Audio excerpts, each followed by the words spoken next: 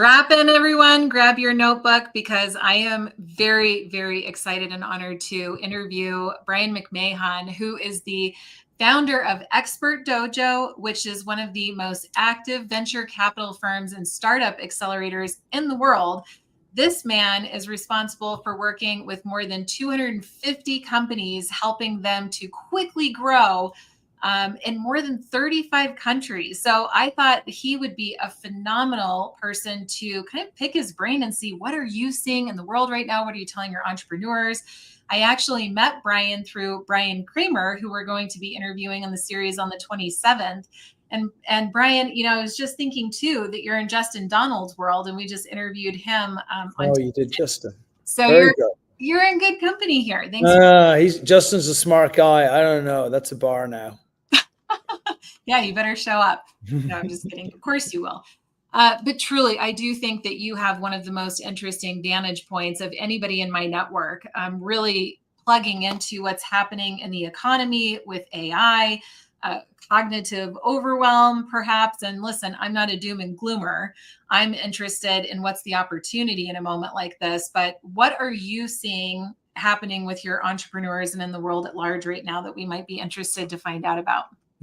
So I've now 300. I was 250, now 300 of these companies that we've invested in. So, and those companies are in India, and they're in Africa, and they're in South America, and they're men and they're women. Actually, behind me on the wall there is just like, there's so many of them. We've invested in so many. And so each one of them, for anybody who can't see it, is just a face of one of the entrepreneurs and then their quotation for what drives them. So some people will have, life is amazing, but like that guy there in the green behind me or over there, he says nobody knows anything. So it depends on where they are in their journey as to where their inspiration turns into desperation. And it's a different look. What's being done to entrepreneurs right now, I believe, is a little bit unfair, maybe a lot unfair. All of the craziness, all of the flip-flopping, all of the tariffs, no tariffs, telling people that they can, have their goods produced over in China 3 months ago, and then literally a day after, whenever, you have suddenly all these people are being told now that they're going to be bankrupt because it's going to be too expensive. So I just think it's very silly. It's very unnecessary. And it really, really, really hurts the early stage space. Is it good in the long term? Probably. But is the price too high in the short term? Absolutely, definitely. So look, on a general level, I think in the world today, we're just missing a lot of humanity. On a macro level, if I talk about, what are the opportunities that come from this, everybody has to look at uncertain environments as an incredible opportunity. Anyone who retreats into defense for the entire period misses out on great opportunities. Now, I do tend to find that a lot of folks will say, oh, I'm so unlucky, and did you see what happened to that person? And they got this amazing thing. But actually, when you track back all of the events you didn't go to, all of the speaking engagements you didn't do, all of the relationships you didn't build, all of the late nights that you didn't work, all of the incredible opportunities that were right in front of you that you didn't take, I do think that, leaving aside really unfair things happening throughout your entire life, there are incredible opportunities, but we have to have our eyes open for them. And in a market like this, it is the greatest time to be able to rise from the ashes.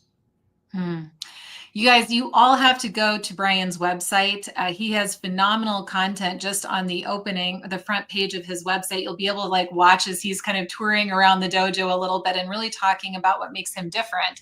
One of those things is the mentorship that you provide, Brian, because there are a lot of other accelerators that might, give you introductions or support with funding, but you're really most interested in, at least in my vantage point of being on the inside, that you really actually want to see change. You want to see fast transformation. Like, you have a heart for these entrepreneurs, and the way that you go about mentoring them, it's personal.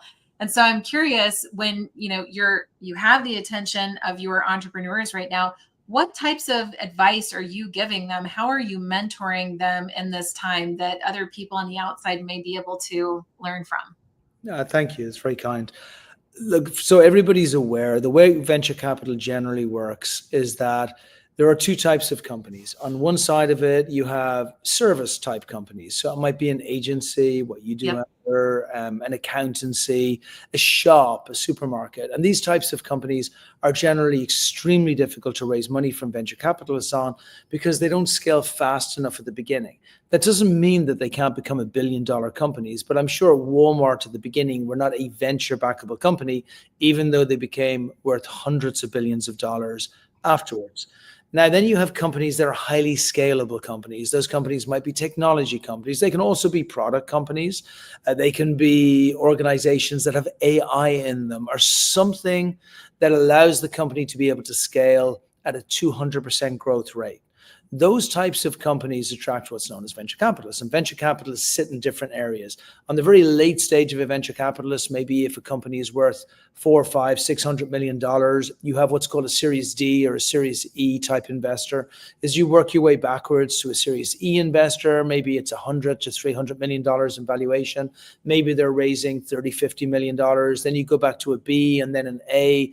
A would maybe be a valuation of around 50, 60, $70 million, and somebody's raising maybe $5, $6, $7, $8, $10 million. And then you go back to seed and then pre-seed. And all the way back at pre-seed is where I live. And that's where most accelerators live. So we're looking at companies that might be doing a revenue, they might even be pre-revenue, but they might be doing a revenue of $5, $10, $15, $20,000 a month. And these companies believe that they need help raising money, but they don't. They need help raising customers. And so this has been a huge problem. I did a TEDx talk a long while ago called The Kidnapping of the American Dream. And it was all about how the greatness of entrepreneurship in the United States is getting destroyed by people having an over-reliance on raising money. And rather than focusing on building beautiful, lovable customer product, what they're doing is they're just trying to raise as much money as they can so they can just pay for more and more and more. And at the end of the day, most of them end up dying and going nowhere. So accelerators have been around for a long time. The idea of accelerators at the beginning was to accelerate companies and help them go faster. They did that through introductions, through investors, and supposedly through support. My personal view is that all accelerators are an entire waste of time today. And what was really good 20 years ago is now a total waste of time. There's no value in the things that people are getting because they can get that stuff on YouTube. There's no value in being put in front of investors because you can get access to the investors yourself. So the valuations are lousy and you don't get much from it. So in that backdrop, we wanted to provide something that focused on that customer lovable product. And so we pulled together what we believe are some of the best growth hackers in the world who are focused on brand, personal brand, outbound, product, peak performance, of which mindset is a huge part of that. And we brought all of those folks together and we said, okay, we're going to provide a program, which is going to be a sales and training program. So we invest, first of all, in every company, $50,000 and then $1 million if they're good enough. And then we work with them for a 4-year period to make sure they have a better chance of success. So with all of your current clients, entrepreneurs that you're working with, what's the climate like for them? Are they worried? What type of business is more at risk than another? Or what types of training are you giving to them to help them really grow in a moment like this? I know there's a lot of different ways that you could take that question. Yeah. So firstly, if you have a CPG company, I feel desperately sorry for you. So if you have a consumer product good company where you're getting your products from China and you now have been told with like 1 day's notice that the tariffs are going to go up, I'm sorry. It's just a terrible position you're in and it's happened. And so how you react to that is very personal. It depends on what your margins are. It depends on what your supply chain is. It depends on how much cash you have in the bank, how big you are, but it's very hard. For everybody else, no, our advice to people is stop being a baby. Don't cry. Like, this is a great market. Like previously, what everybody has to understand is like venture capital is in its generality a Ponzi scheme. And so what happens is little rich boys who go to nice schools and whose mommy and daddies work for really big venture capital firms get given a unicorn for their birthday. And so it's a lovely gift and it's very nice. And nobody else gets to play the game because they don't go to those schools. So it is a highly manipulated endeavor that doesn't really favor women. It doesn't favor people of color. It doesn't favor anyone really, except for those little boys who get those gifts for their birthdays. And so when there's a market like this, when everything's in the shitter, it's the greatest market of all time for normal people. If you're a woman entrepreneur, I'm sorry. If you're complaining, you are nuts right now. You are never happy. If you're a Black entrepreneur, or if you're a Mexican entrepreneur, if you're an Irish entrepreneur, or if you're someone who is not connected in the area and you're talking about how tough it is to raise funding, you are friggin' delusional, because you were never going to be able to compete before. You may have raised your seed round, but you were never going to make it through A, B, C, or D. You were always going to lose.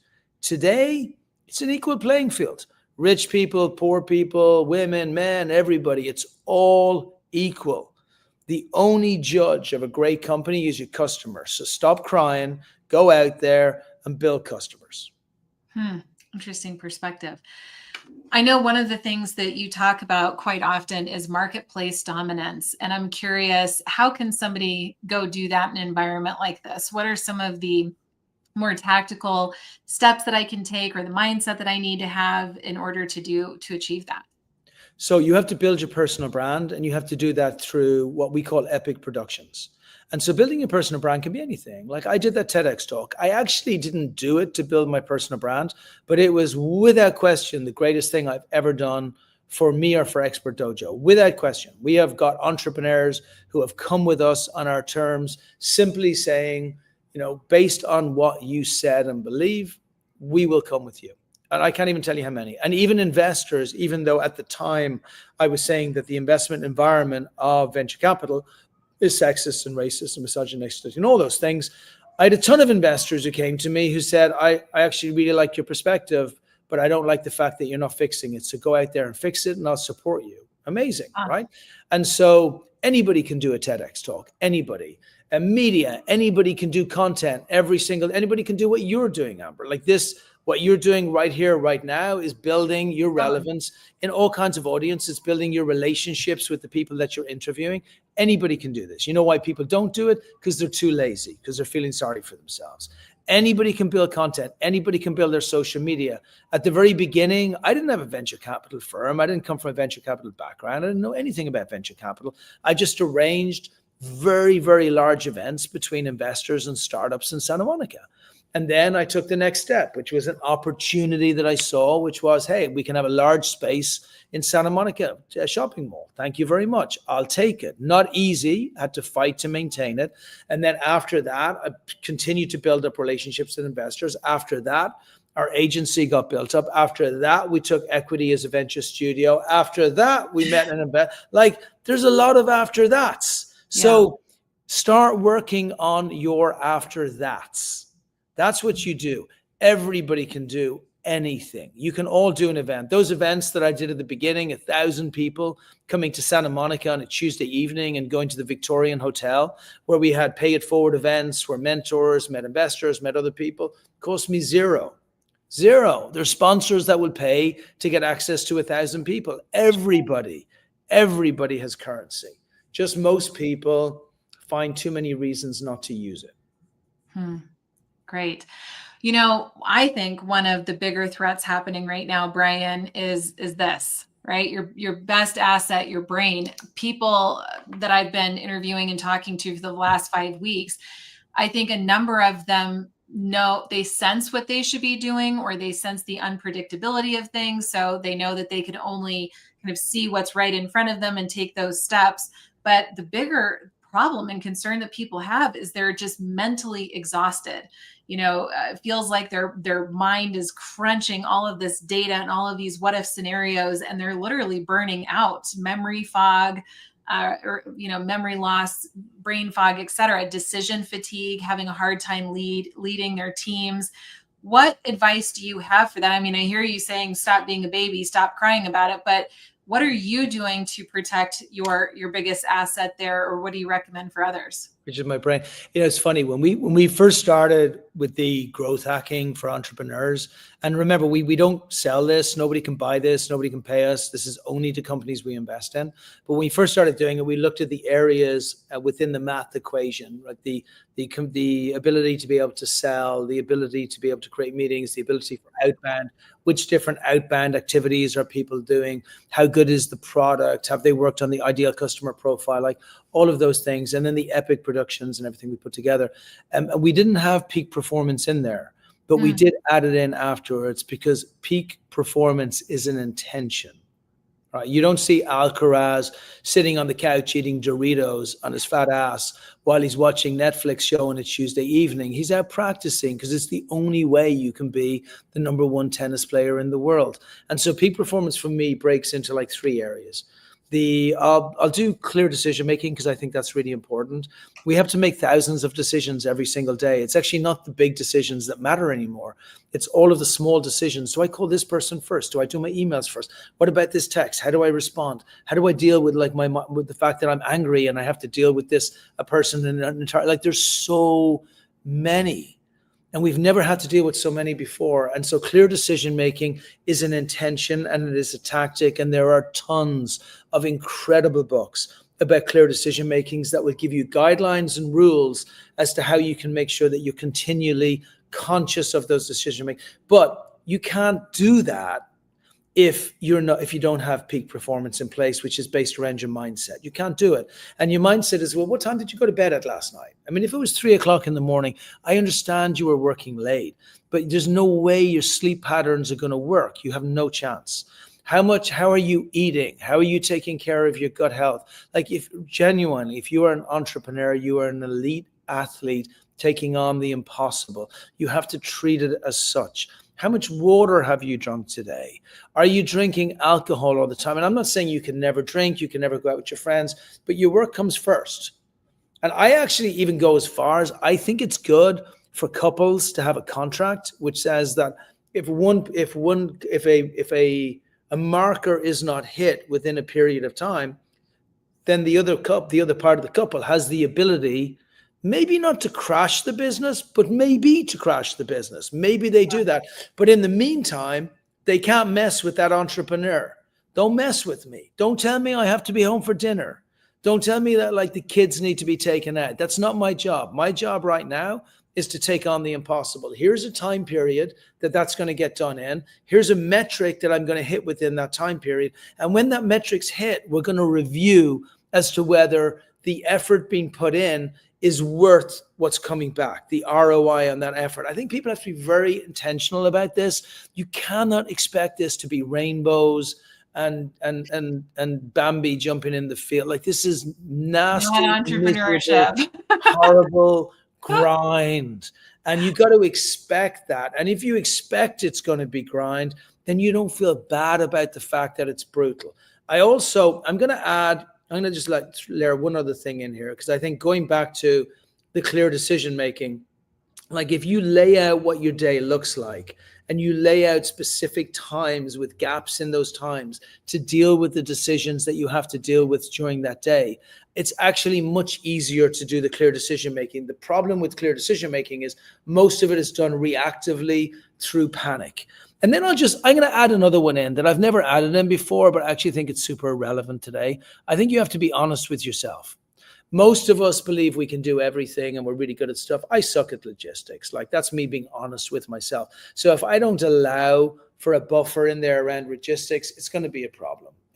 I'm good at creativity and I'm very, very, very good at business development. So, but does that mean that I'm going to lean into those areas maybe too heavily and not lean into the other areas because I don't enjoy them as much? So I think to look at our days and have honesty, I think is really good. And actually all of this ties into whatever the metric outcomes are that somebody's expecting to get to afterwards. Because look, the mindset piece is super important, but then the actual product piece is the piece that comes next. Sometimes your product just isn't the right product at the right time for the right person.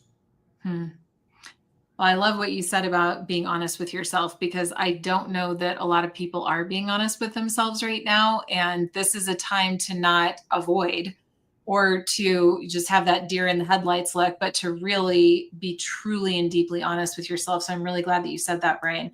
I can't get you out of here without asking you about AI. I just can't. I want to know what you're seeing in the world of AI as it relates to these entrepreneurs, where predictions, where you think it's going. I want you to rattle the cage a little bit if you can, to wake people up. If they haven't been seriously adopting AI, do you think they're in trouble? Just wherever you want to take the conversation as our final question, Brian. This is like a whole podcast on its own. I know. I hate that we only have a few minutes here, but AI stuff. So I have conflicting opinions on AI. Like on one side of it, compute power, which is what drives AI, are going to become the spice mines of the future if anybody watches Dune. So there's going to be food, there's going to be water, and there's going to be compute power. And whoever does not have access to compute power, your time on this planet has ended. And if you just to reinforce that point, if you're in Santa Monica or San Francisco or maybe Austin, you can see the Waymo cars. And the Waymo cars are the autonomous cars that are driving around the streets. What people don't know is that each autonomous car uses 1 terabyte of data every single day. And so that terabyte of data needs to be used somewhere. So when Uber and Lyft and everybody get rid of all of their drivers, and the 1.47 billion cars that are on the road today all become autonomous or semi-autonomous, it's not that like the cost of that driver goes away. It's just the cost gets changed to compute power. And that compute power has to be found somewhere. So you're going to see day after day after day after day after day, everybody is building data centers and AI centers, including us. We're actually building an AI city because we believe that AI is going to be that powerful. So is AI a thing? Yes. Do companies who do not know how to use AI have any chance being able to deal with it? No, they do not. They have got no chance. They're absolutely dead. So AI is everything going forward. But I will say that what is more important than AI is a great, great, great product. You have to have a phenomenal product that transforms your customer. You do not want to have a minimum viable product. I always compare that to minimum viable dating or minimum viable marriage, or, minimum viable boyfriend. You should try that sometime. See how that goes for you. But go for lovable product, right? You got to build lovable product. So I don't want to finish with AI. I think AI is really important. Everybody needs it. Some of our greatest companies are AI. I've got one of our companies here, Matchbook AI, who are going to absolutely change the face of the world with how they deal with their unique insights. But if the product is not transformative, complete, and simple, then no matter what AI you have nothing. So aim to transform the people that you are impacting. That's all. You do that, then you change the world with AI, without AI. If you don't do that, you should find another job or a way to make money. Wow. Well, and since you didn't want to end with AI, and we do have just one more minute, what else is in your heart to share with entrepreneurs? You have this global stage. I know you're thinking all the time about ways to improve. What parting message would you share with everybody, Brian? Other than the fact that everybody should be an entrepreneur. Everybody should learn how to be an entrepreneur. Yeah, Every parent should teach their kid how to be an entrepreneur. What most people don't realize is life is just absolute slavery, nothing else. And like you go to a place like the UK where you're paying 50% tax, and then you're paying another 5 or 6% national insurance, and then you're paying rates on your houses, and then you're paying for the bins to be taken away, and then you're paying extra when you got to have your public schools and everything else you put there. You're really paying 75% tax. And that means that there will never be a time in your life that you will be free, period. So what are you doing? And the fact that they would shroud it with patriotism, that you should feel good, or give you a football team to follow so you feel a little bit less stupid about the fact that you give all of your money away to be in slavery forever, does not mask the fact that it's not smart. So teach your kids how to be entrepreneurs. Show them how to be self-sufficient. Help them get to $5 to $10 million in revenue and get them to avoid drugs, alcohol, and divorces. And then they will live happily with money for the rest of their lives. They will never, ever have to do the slavery that you have to go through. So that's the first thing. The second thing is the money is in the bridges today. It's not in the land masses. The world is becoming more feudalistic. And what's massively interesting for me on that is India to the United States, Latin America to America. It's the opposite to what we're hearing. Ignore all of that noise. That's not what's important. What's important is the 7 or 8 billion people that are around the world and all of the skills and opportunities that we have with these people. So focus on the big, focus on the additive, and then, like us, you'll make a ton of money because all of that money's in the bridges. Woo! Outstanding. We got it all in, Brian. I just want to thank you so much for showing up powerfully for us today. For everybody that is watching, please share this on your social feeds. Get Brian's content out to the world. I think it's really important more entrepreneurs can get access to him. Go to Expert Dojo, find out more information. We're back on the Elevate series tomorrow with David Meltzer, one of my friends and mentors. Really excited for that conversation as well. Brian, thank you again. I know you have somebody in your office to go to, so I'm going to get you out of here. Thank you for having me. I appreciate it, Amber. Thanks, everyone.